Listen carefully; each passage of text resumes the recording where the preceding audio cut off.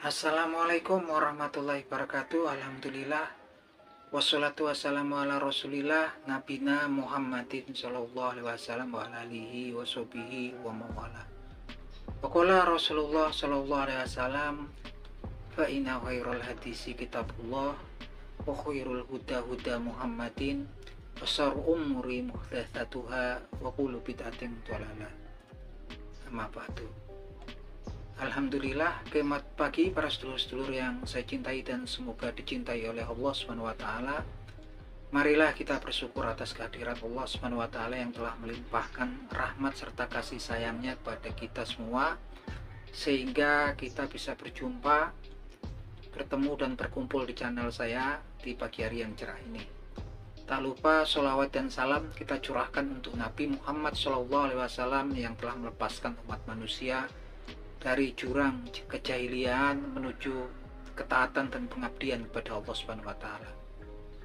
Oke, para sedulur YouTube, jadi dalam Al-Qur'anul Karim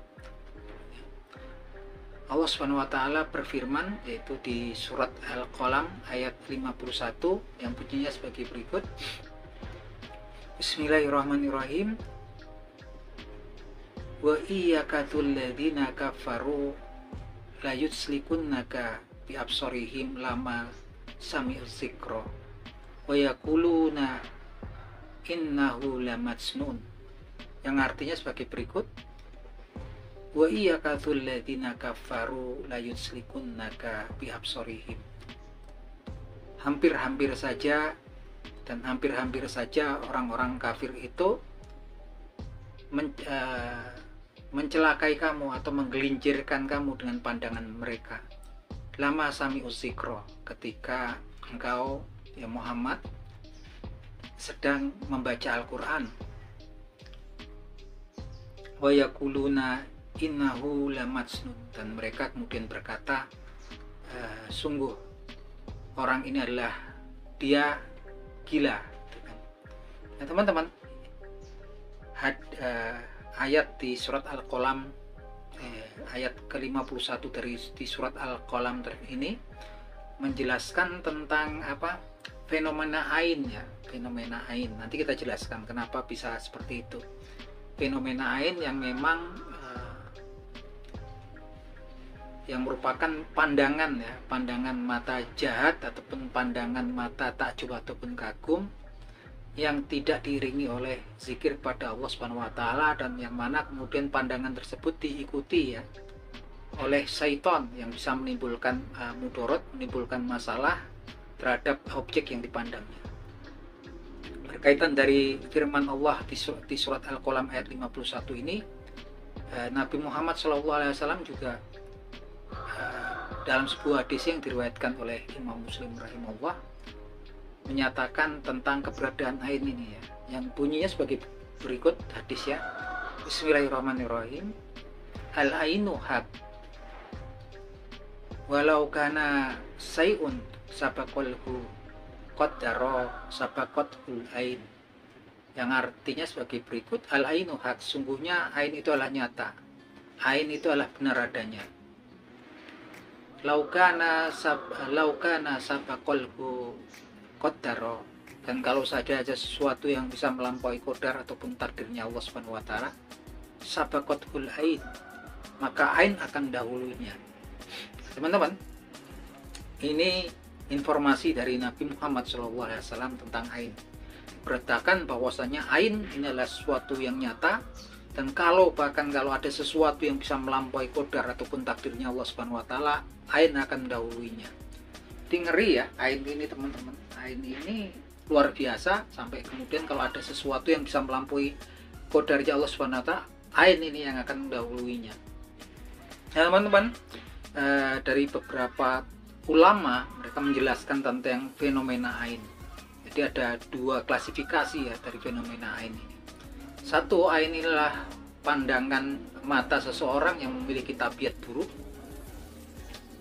yang memandang sesuatu dengan perasaan hasad, iri dan dengki gitu kan, dengan niat ingin mencelakai orang yang dilihatnya. Nah, ini bisa menimbulkan masalah ya, bisa menimbulkan mudarat terhadap orang objek yang dipandangnya. Yang kedua adalah pendapat bahwasanya ain adalah pandangan mata seseorang yang takjub dan kagum ketika melihat sesuatu dan tidak diikuti zikir kepada Allah Subhanahu wa taala. Dua jenis daripada pandangan mata seseorang tadi itu kan yang disebut ain, ini ketika diikuti, dilontarkan bersamaan dengan itu setan mengikuti, bisa menimbulkan masalah terhadap objek yang dipandangnya.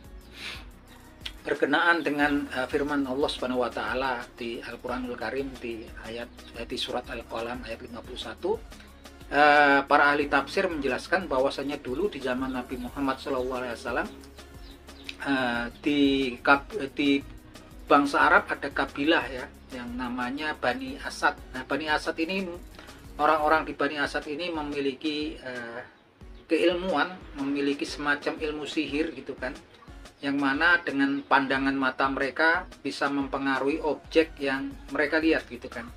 Yang ini kemudian dikaitkan dengan ain yang mereka, kemampuan ain yang mereka miliki ya teman-teman, yang mana dahulu mereka berpendapat bahwasanya seandainya Nabi Muhammad SAW itu adalah benar-benar Nabi dan Rasulnya Allah Subhanahu wa taala, tentunya tidak akan terpengaruh atas pandangan mereka. Dan memang benar, mereka kemudian berusaha mempengaruhi gitu kan, menimbulkan mudarat kepada Allah, kepada Nabi Muhammad SAW dengan pandangan mereka.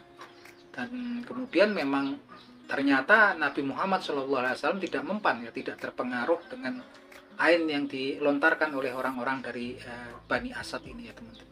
Dan kemudian ini diberitakan di surat Al-Qalam ayat 51, yang mama mereka nyaris ya mencelakai, yakadzul ladzina kafaru la yutslikunaka, nyaris hampir-hampir saja mencelakai kamu, bi absorihim lama sami'us dzikra, ketika mereka mendengarkan Al-Qur'anul Karim.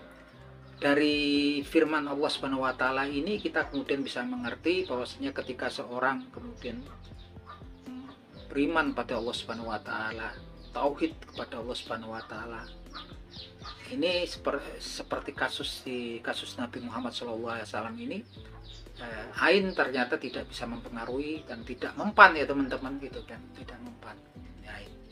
Ini suatu informasi yang sangat penting buat kita ya gitu kan.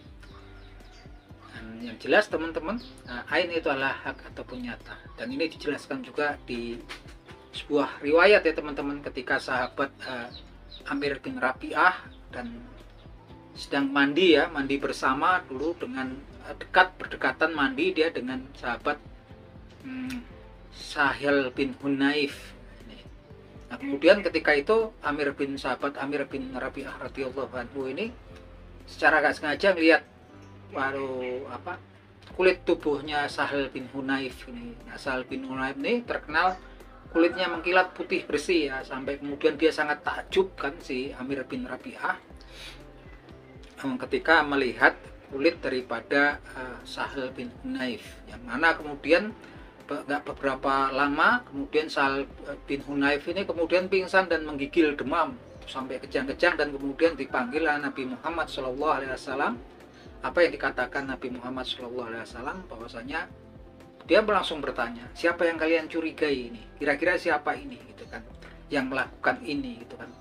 Dia langsung meyakini bahwasanya yang sedang terjadi pada Sahil bin Hunayf ini adalah penyakit ain gitu kan, yang kemudian si Amir bin Rabi'ah menyatakan bahwasanya dia yang melihat kemudian takjub gitu kan, melihat kulit si Sahil bin Hunayf gitu kan.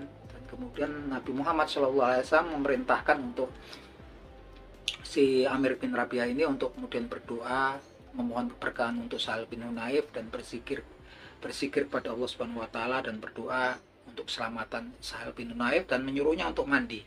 Dan kemudian air bekas mandinya si Amir bin Rabi'ah ini disiramkan ke tubuh, dipercikkan ke tubuhnya Sahil bin Hunayf, dan alhamdulillah dengan kebesaran Allah Subhanahu wa taala dan sembuh ya ini ya teman-teman. Jadi salah satu tata caranya untuk pengobatan penyakit ain adalah orang yang dicurigai melakukan ain disuruh untuk kemudian bertaubat, berzikir kepada Allah Subhanahu wa taala, dan berdoa untuk keselamatan orang yang kemudian terkena ain darinya, dan kemudian disuruh mandi ya, dan kemudian airnya bekas mandi orang yang dicurigai melakukan ain tadi dipercikkan pada korbannya itu kan. Nah ini yang pernah terjadi ya teman-teman. Jadi ini ain itulah nyata ketika kemudian ada penyakit-penyakit medis, ternyata